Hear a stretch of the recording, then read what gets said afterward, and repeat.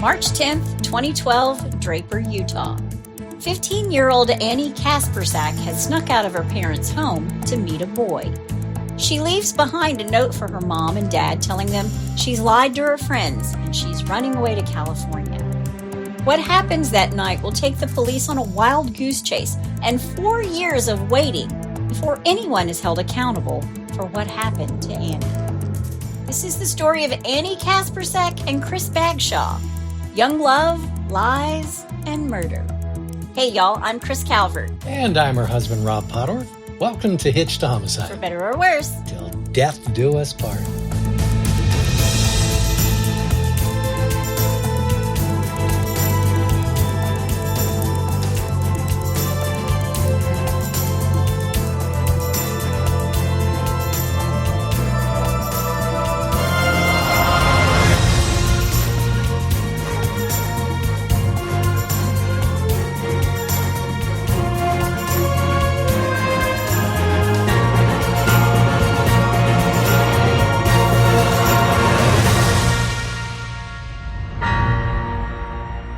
Welcome back, everybody. Yes, welcome. And for our friends in India. Okay. Ready? I'm ready. Shabbatot. Very nice. There you go. Very nice. Well, wherever you might be listening to us today, be sure to subscribe to the podcast and leave us a review. I don't usually go to our reviews and read through them, but I did the other day. Really? And I found the sweetest review from PJ Mamacita Stepster. Mamacita. Muchas gracias, Mamacita. It's titled, My Favorite Married Couple. Oh. And she said, my daughter told me about this podcast. We lost her father, my husband, 2 years ago, pancreatic cancer. We love the two of you. Makes us feel like Rod, he is listening with us. Picks up our spirits. Thanks, y'all. So thank you so much for that sweet review. We're sending out our love to you and your daughter both. And a shout out to Rod. Yes. Because guardian angel dads are the best. Absolutely. God bless him. We've got one around this house. There you go.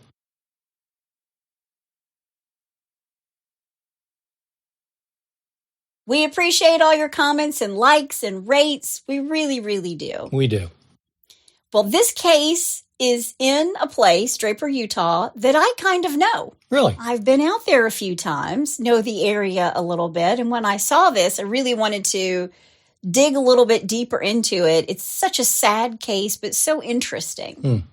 Before we get started, let me thank some sources. Dateline NBC, KUTV Channel 2 in Utah, Westworld.com, Sportskeeda.com, the Salt Lake Tribune, and EWU Crime Storytime. Okay. Well, you ready? I am. Let's do it. Anne Grace, or Annie Kasprzak, is born on January 10th, 1997.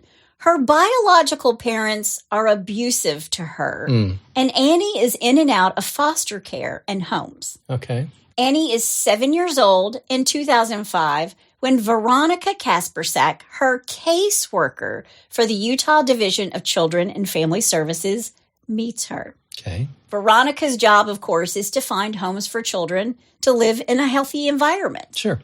And from everything I've read, Veronica and Annie had a connection pretty early on after they met. All right. Annie has this really big personality, and Veronica had tried for years to find Annie a stable home environment. But 9 times she's back to the state. Reminds me of The Boss. I knew you were going to say that. They said I wasn't a good fit. I love the way she says it too. Fit. They says I wasn't a good fit. And that's her daughter. I think so. They're both her daughters. Oh, okay. So Veronica, who's made this connection with Annie, decides she's going to adopt her herself, which is kind of a no-no in that line of work. But when Veronica and her husband make this decision, they already had children, and she's pregnant.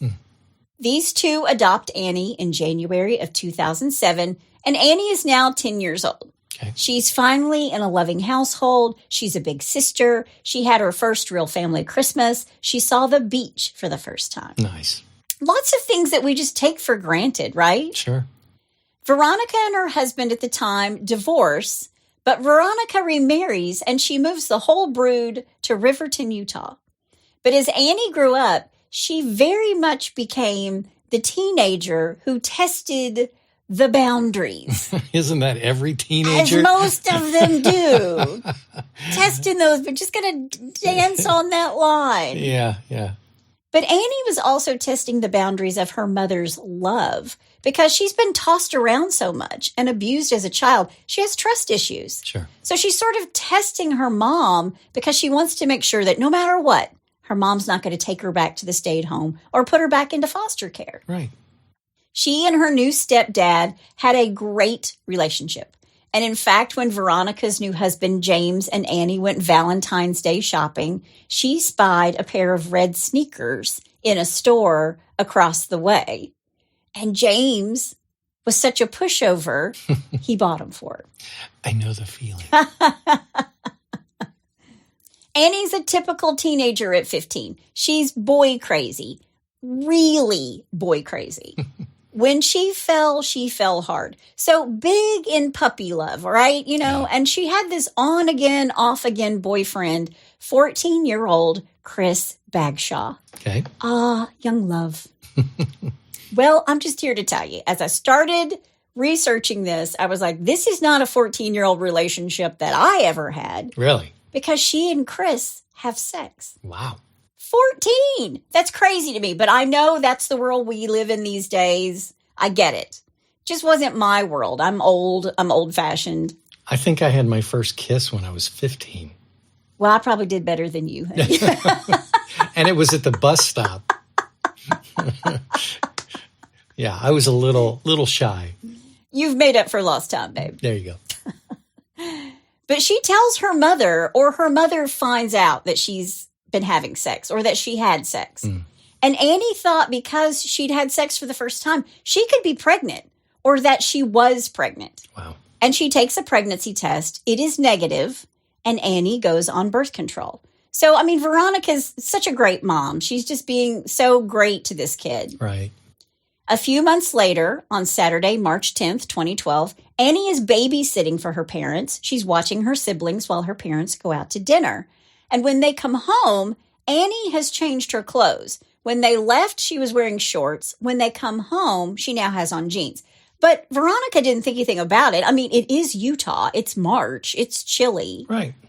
Veronica has a headache, and when she and James get home, all she wants to do is just get in the shower, and Annie goes to her room to listen to music now that her parents are home and she doesn't have to babysit. Okay. When Veronica gets out of the shower, she goes to Annie's room, and Annie is gone. Under the covers and peeking out is a handwritten note. And in the note, she says she's running away and she's going to California not to try to find her. Really? She says in this note that she's told her friends at school that she's pregnant. She says she tells her friends at school that she's P. Quote, it's in quotes. So she doesn't say the word pregnant. Right. And she's lied to them. She's telling her mom, I lied to my friends and told them I'm pregnant. Okay. And she's not pregnant. Yeah. I don't know if she was embarrassed or what her thoughts were. Maybe she was testing the limits again. But this time with her boyfriend, 14-year-old Chris. Right. She wanted him to run away with her. Wow. Veronica and James had met Chris a few times. He'd been to their house. He's quiet. And he's sort of in and out of the picture, as most 14-year-old puppy love relationships are. Yeah. We're on again, off again. Yeah. So when Veronica can't find Annie that night, she calls Chris's cell phone. Sure. And Chris tells her he doesn't know where Annie is, but that she had told him that she was running away with a guy named LJ. And Veronica's like, LJ? Who's LJ? Who the heck is LJ? Yeah. They call the police, and an officer takes a report. James is looking at the GPS info on Annie's phone. This is exactly what gadget guy Rob would do. And he sees that she's on or near a golf course in Riverton around a bridge area, a bridge over the Jordan River. Okay. And the Jordan River is a place where people, they like to ride bikes, they like to hike, they walk and jog. And I guess it was a place for kids to hang out and mess around, like a lover's lane. Gotcha.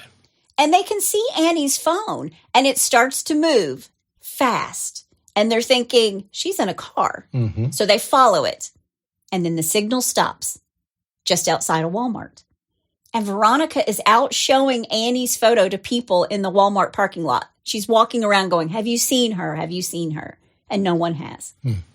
Annie and James go home. They keep calling Annie's phone, which is going to voicemail. And they're thinking, who is this LJ guy? Yeah. Because maybe Annie wanted to get pregnant. Right. You know, because there's this thing with young girls who have had nothing and no one, and they become pregnant so they have someone to love who loves them back. Right. Which is such a sad thing. Yeah. The next day, March 11th, that morning, on the pathway around the Jordan River, a jogger sees something, a red shoe. The jogger calls 911 and says, I'm paraphrasing here, I'm not certain, but I'm at the river bottom and I can see pools of blood and I think it's probably an animal, but in the water right by the river, there's a shoe, a red shoe. Sergeant Chad Carpenter is on the scene. It's not animal blood, it's human. And now they need to look for a body in the water somewhere. A highway patrol helicopter flies over and spots a body a mile north of the blood and the shoe. It's caught in branches. Divers pull the body out. It's a young girl with a laceration to her forehead, and her face is really swollen. So swollen that they can't ID the body. But she was dressed in a red and white plaid shirt, and they thought she was about 20, and they also thought she was an Asian woman. So Veronica and James sort of have this sigh of relief. They don't think it's Annie. Okay. And I don't think they told Veronica what the body was wearing because she knew exactly what Annie was wearing that night when she left. Right. But Sergeant Carpenter tells a Salt Lake City's NBC affiliate reporter that there was a red shoe found at the crime scene. And that's when they know. And police ask Veronica if Annie wore braces or if she had a retainer. And she said yes. And that's when they knew it was their daughter, Annie, and not a 20-something Asian woman. Wow. Veronica tells police what Chris Bagshaw told her was that Annie was running away with a guy named LJ. Right. So they bring Chris in. He's 14. They bring him in for questioning. And because he's so young, his father comes with him. And Chris is nervous. You can tell in this video he's nervous. Yeah. But if you're 14 and the girl you've been seeing turns up dead, well, you'd be nervous too. I'd be nervous just to have to go in for questioning. Yeah. I mean, and the police are actually taking this into consideration. He's a kid. Sure. They ask Chris, have you ever spoken to LJ? And he says, once, on the phone. Chris tells them there was nothing distinctive about LJ's voice. He didn't have an accent. They ask Chris where he was on the night of the murder, and he tells them he was at his grandmother's house. But at one point, he did walk to see if his friend could hang out, but the kid wasn't home, so he walked back to his grandma's house. Okay. And Chris's dad is there, and he corroborates this story. He tells police that he went out that night, and Chris went to his mom's house, his grandma's house, and that he called his son and said, I'm going to have company tonight, and you need to stay at your grandma's house tonight. And his grandmother's house is about a mile away. Okay. So Chris has walked there. But when his father's plans change and he doesn't have company that night, apparently he didn't get lucky like he thought he was going to, he stops by his mom's house and he says, I saw Chris asleep in the chair. And he leaves him there and he goes home. Okay. Now, police ask Chris what he was wearing that night, and he tells them jeans, a T-shirt, a red jacket, a hoodie. And police ask to see his shoes, his Nikes. And Chris wanted to help. He gave the shoes and his clothes to the police. He even gave them a DNA sample. Okay. But he tells the police that he knows he has some of Annie's blood on his Nikes because just a few days before she is murdered, she was at a friend, Spencer's house with him, and she had a nosebleed. And Spencer, this other kid, corroborates this story with the police. Okay. Now, on social media, Chris is talking about Annie, how wonderful she was, how much she'll be missed, all of that kind of stuff. Right. Then later, Chris's father calls police to say that LJ had driven past their house and was threatening Chris. And police also interview another one of Annie's friends who's also friends with Chris, this Spencer Riddle kid. Mm-hmm. Spencer was at the gym that night with his brother. That's his alibi. He tells police that Annie told him that LJ was in a gang and that Annie had told him LJ had killed somebody before. Wow. She didn't know who, but it was something like that, and that's why she was scared when LJ threatened to kill Chris. Mm.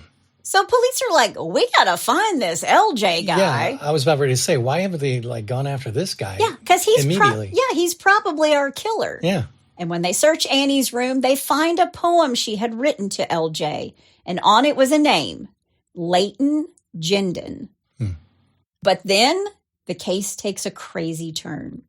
Police are asking for any witnesses to step forward, and one did. Meet Joanna Franklin. Joanna is in trouble for credit card fraud, and she comes to the police saying she saw the murder and she knows LJ. Oh, wow. She knows him well. She wants to exchange this information for either a reduced sentence or just to vacate her crimes altogether. Wow. Joanna tells the police that LJ and Annie were having sex in the bathroom of a home where a man named Daniel Ferry used to live, and Danny is a drug dealer. Danny is a known drug dealer to the police in Draper. Wow. He's a member of a gang known as Vata Loco Town, which means crazy dude. I looked it up. Yeah. This guy's got a very long rap sheet. Wow. And Joanna is telling police this is the house where she saw Annie that night.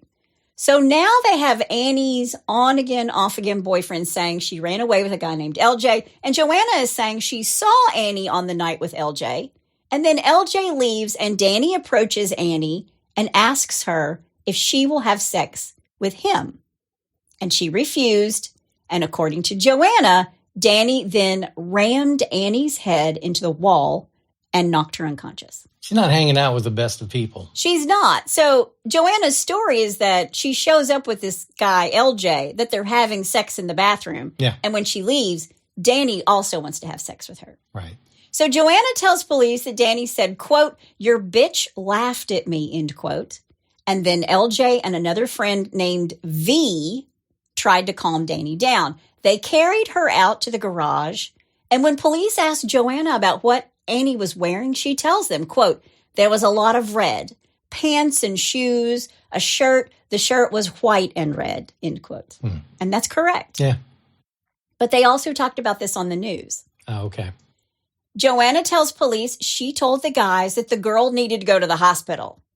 And then she tells police that LJ and V wrapped up Annie in a blue tarp and put her in a white SUV and drove away. And when they came back hours later, Danny was covered in blood. And when Joanna asks him where he's been, he told her he'd been, quote, "swimming," end quote.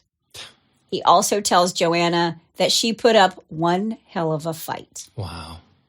So much of Joanna's story is on the money, and police are thinking, we have our LJ. Sure. And our killer, Danny. Right. And Danny's a guy they know well, and they're thinking, he's really capable of this. Right. So they raid this house, and they find that the carpet has been ripped up and the walls have been freshly painted.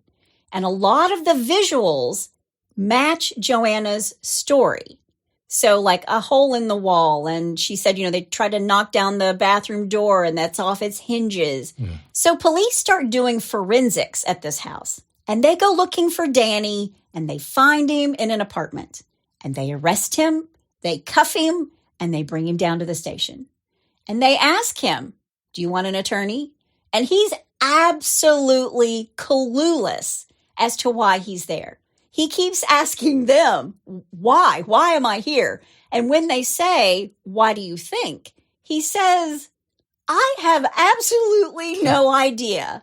I have no clue." Right. That's what he says to them. Okay. But they think he's their killer and he's hiding something.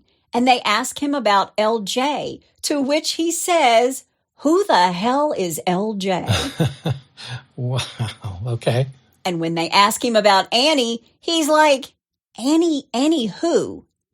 And they tell him, Annie is a girl that was at your house last weekend for a party. And he says, I am really in the dark about what you're talking about. And police pressure him more, saying, look it, dude, we already have people who have verified that she was there. So Danny says, I want to see a picture of this chick. Show me a picture. Yeah. Show me a picture of Annie. And he says, is her name Brittany? I mean, he's looking at this picture and he goes, is her name Brittany? And they're like, no, it's Annie. And he was like, Brittany? And they go, no, Annie. I mean, it goes on and on. That's Brittany. No, that's Annie. Okay. Danny, what if we told you she's dead? And at that point, Danny says, if you think I killed her, I want an attorney. But you've got the wrong man. Wow. They book Danny for Annie's murder. But this LJ guy is still one big old mystery. Yeah. Regardless of who LJ is, the police are thinking, all we need is for the lab to say, yep, that's Annie's blood in Danny's house. Then we can put him in prison for homicide and we're done. Right. Just wrap it all up, put a little bow on it. Yeah, we're done. Exactly. Not so fast. Of course not. When the lab results come back, things start to fall apart. Really? While they're looking into Danny's life, they discover he's in contact with a guy who used a couple of different nicknames. One was Joker, the other Little Joe, LJ. LJ, yeah. So did Joanna think, the woman who came in with credit card fraud, right? Did she think that LJ and Danny were the same person? It's kind of really unclear. Yeah, I'm trying to not get confused here. But when the lab reports back that it's not Annie's blood, in fact, it's not blood at all. Oh, really? Yeah. Oh, wow. Police are stumped again. Yeah. It's all a bit confusing. And they didn't have the blood evidence in the house. And the DA is like, you need to bring me something more. Sure. Because this isn't going to cut it. And I am not going to bring charges unless we know we have somebody dead to rights. Right. So police are thinking, okay, so Danny didn't do it. He didn't do it in this house, maybe. And meanwhile, Danny's still sitting in jail because they were holding him for an investigation for a kidnapping and assault case in another town. Okay. So they don't have to let him go based on Annie's case. So they're really happy about that, right? Right. But it makes it a little bit lazy in trying to find somebody else because they're really convinced that it's Danny. Right. So months and months go by. Well, wait a minute. So is Danny still in jail? Danny's still in jail. Wow. Because they have him on something else. Yeah. Which is why I say it makes for a little bit of kind of lazy police work. Because they really think it's him. Sure. They just don't have anything to tie him to Annie yet. Right. All they have is Joanna's testimony. And she's just trying to get out of her credit card fraud stuff. Right. So months and months go by. And a new detective takes over the case. And this detective decides she needs to start at the beginning. And she wants to look with fresh eyes at all the evidence that led the detective before her to arresting Danny Ferry. Okay. So she pulls Danny's cell phone records. She somehow wants to connect Annie to Danny, but all of Danny's cell phone records show that he was in northern Salt Lake County, and his phone never pings or shows that he was anywhere near the Jordan River where her body is found. Really? He wasn't even near her house that night. Wow. But at the same time, Danny's being investigated for this kidnapping and assault case, and that charge stuck, and he does go to prison. Oh. So now police are thinking, well, maybe that was what Joanna saw, not Annie, this other assault that he's in prison now for. Mm-hmm. And to top it all off, this assault happens on the exact same night as Annie's murder. So Danny can't be in two places at the same time. Sure. So Joanna did see somebody being assaulted. Okay. It just wasn't Annie. Okay. All right. Now, this new detective, Jacqueline Moore, is back to square one. Okay. All these months have passed, and the real killer is still out there. Yeah. So she goes through page after page in the reports, and she tries to get into the head of Annie. And what she sees is one person Annie really wanted attention from, who she really wanted to be loved by. And it was her little 14-year-old boyfriend, Chris Bagshaw. Chris's name was scribbled all over her journals, and she was in love. And her journals also revealed that Chris and Annie had sex, after which she lied to her friends about being pregnant. Right. So Detective Moore goes back through Chris's phone records. Remember, his father and his grandmother both stated that he was with his grandma that night. Right. And she said that his father said he stopped by the mom's house. He sees Chris asleep in the chair. Right. They've got this whole story. But when they pull the phone records, the last person Annie speaks with on her phone is Chris. And there's a cadence to these phone calls. It's 30 seconds on, and then the phone goes dark. Okay. It's a hang-up. All right. And then one of them calls the other back. And sometimes the calls are ignored. And sometimes Chris's phone is blocked. So the pattern is that Annie and Chris are fighting, right? Right. It's a little middle school tiff. Sure. They're hanging up on each other. Right. They will never know. These kids will never know the satisfaction of slamming down the receiver on a real phone. Exactly. You can't do it. You can just hit off. You can throw your cell phone across the room or whatever. But there's nothing compares to slamming a receiver down because it makes on noise. an old phone. Yeah, it makes noise on the other end. And it rings so satisfying. Yeah. You can't hit the button on your phone and get any satisfaction out Nope. of it. Although I've seen Rob do it. He does the... Then he tosses it aside. Yeah. No, he doesn't. He's never mad. He never gets... That red hair never catches on fire. It's because I have to control it. Lies, all lies. But they're hanging up on each other, right? But Chris has this alibi. And remember, police still haven't figured out who the heck Fire LJ is. Right. So Detective Moore and Detective Johnson, the guy who had the case before her, interview Annie's friend, Jackson. And they get the same song and dance. Annie told her friends she was pregnant. But then they ask him, who's LJ?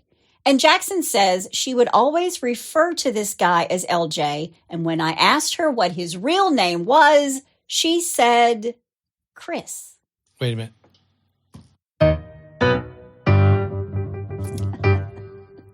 LJ was Annie's nickname for Chris. Why did she call him LJ? I don't know. Wow. I also read where LJ was a person Annie made up to try to make Chris jealous. Yeah. Now, after this, Detective Derek Johnson, who's the guy who took this case in the beginning, he's actually promoted. That's why he doesn't have the case anymore. He's promoted. Okay. He's actually shot when he stops to help a motorist. Oh. He's shot before he even gets out of the car. And when he tries to drive away, he crashes into a tree.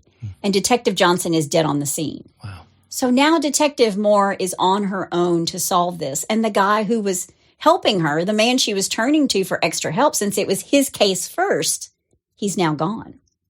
By this time, Annie's been dead for a year and no one is yet held responsible.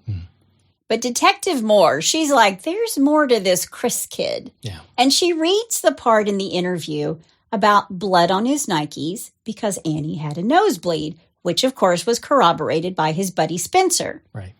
But when they look for trace amounts of blood at Spencer's house where this nosebleed happened, they find nothing. Nada. But when they look at Spencer's phone, there's a message there from Chris. Quote, the cops might come to your house. I need you to tell them that Annie got a bloody nose so I don't get blamed, end quote. Oh, man. And Spencer admits, I covered for Chris. Wow. Now, lab results did show that Annie's blood was on Chris's shoes. So they questioned him about it in a second interview, and Chris's story started to change a little bit.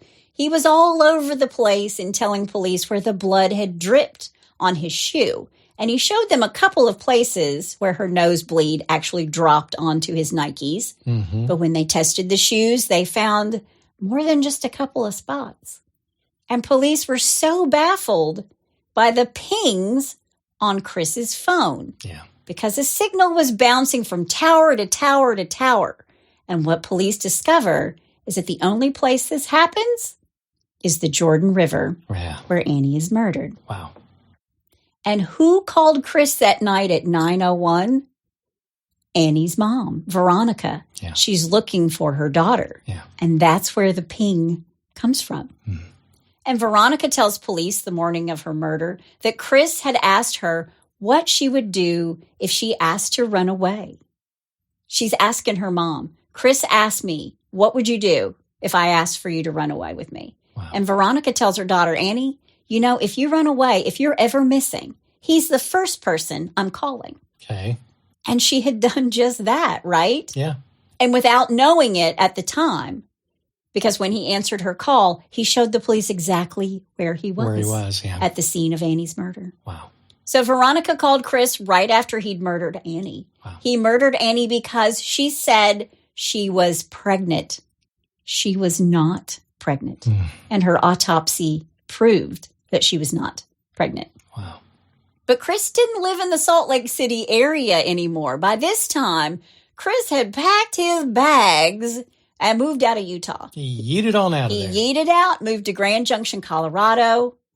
He was living there with his mom. But they go and get him. Yeah. And now Chris is 17 years old. And while he's on his way to school, undercover officers pick him up. And as soon as Detective Moore gets him in an interrogation room, remember, she's never met with Chris before. Right. She's only seen the video of him being questioned the first time with his dad. Sure. He asks her if this is an interview. And she says, yes, it is. Yes, it is. And he says, I am not talking without a lawyer. And Detective Moore tells him, well, we have a warrant for your arrest for murder and obstruction of justice. And he says, I thought I proved myself innocent. And she looks at him and says, nope. Sorry, Charlie. Chris is taken back to Utah. He's extradited back. He pled not guilty and refused to speak to the police. But as soon as they were a week away from trial, Chris's attorney schedules a hearing. It was a change of plea hearing. Okay. Chris wanted to take responsibility for what he had done. Really? He pleads guilty to murder one. Wow. So did he want to come clean and take responsibility?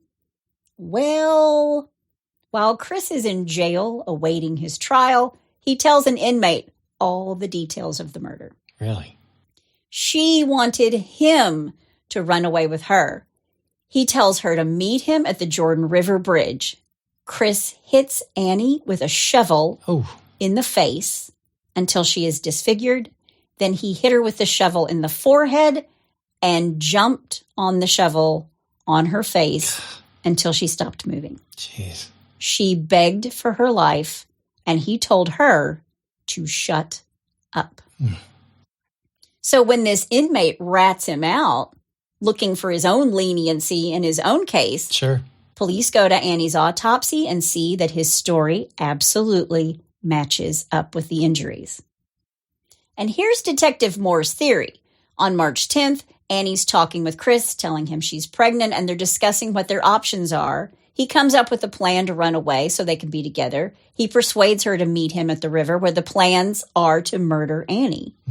No Annie, no baby. Right. So he beats her with the shovel until she dies. And after, he uses the LJ name because it was the one Annie used to make him jealous. Now, Chris is 18 years old when he's sentenced. His attorneys tried to get him sentenced as a juvenile because he's 14 at the time of the murders. Right. But now he's 18. And his attorney says he was being a stupid kid who was high at the time. They want the judge to give him 5 to life. The judge gives him 15 to life. Okay. And Chris Bagshaw will be eligible for parole in 11 years. Wow. October of 2034. He will be 36 years old. Wow.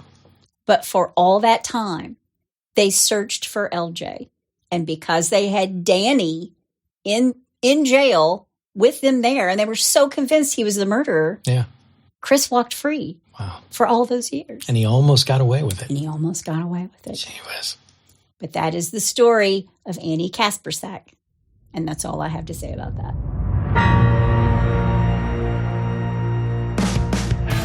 Hey, Hitch to Homicide listeners, the wait is over. If you're a reader or a fan of my Sex and Lies series, Book 10, Sex, Lies, and Rock and Roll is now available on Amazon.